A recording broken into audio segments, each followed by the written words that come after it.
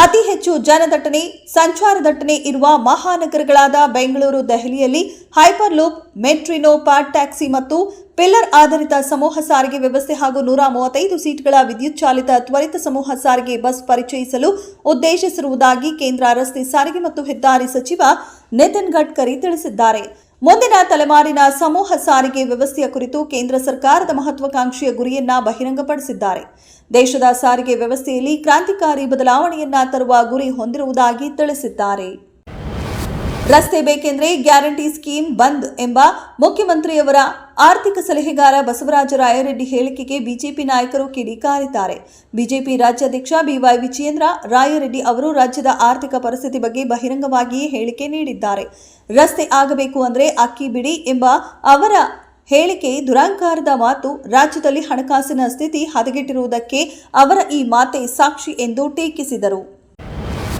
ಸಿದ್ದರಾಮಯ್ಯ ಅವರನ್ನ ಎಐಸಿಸಿ ಹಿಂದುಳಿದ ವರ್ಗಗಳ ಘಟಕಕ್ಕೆ ಸದಸ್ಯರನ್ನಾಗಿ ಮಾಡಲಾಗಿದೆಯೇ ಹೊರತು ಅಧ್ಯಕ್ಷರನ್ನಾಗಿ ಅಲ್ಲ ಎಂದು ವಿಧಾನ ಪರಿಷತ್ ಸದಸ್ಯ ಯತೀಂದ್ರ ಸಿದ್ದರಾಮಯ್ಯ ಸ್ಪಷ್ಟಪಡಿಸಿದರು.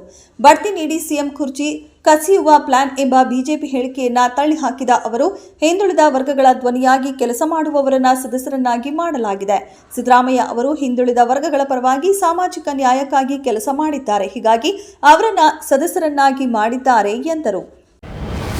ಬ್ರಿಕ್ಸ್ನ 11 ರಾಷ್ಟ್ರಗಳ ವಿರುದ್ಧ ಅಮೆರಿಕ ಅಧ್ಯಕ್ಷ ಡೊನಾಲ್ಡ್ ಟ್ರಂಪ್ ಅವರು ವಾಗ್ದಾಳಿ ನಡೆಸಿದ್ದು, ಬ್ರೆಜಿಲ್, ರಷ್ಯಾ, ಭಾರತ ಮತ್ತು ಚೀನಾಗಳನ್ನು ಒಳಗೊಂಡಿರುವ ಬ್ರಿಕ್ಸ್ ಬಣಕ್ಕೆ ಹೆಚ್ಚುವರಿಯಾಗಿ 10% ಸುಂಕ ವಿಧಿಸಲಾಗುವುದು ಎಂದು ಎಚ್ಚರಿಕೆ ನೀಡಿದ್ದಾರೆ.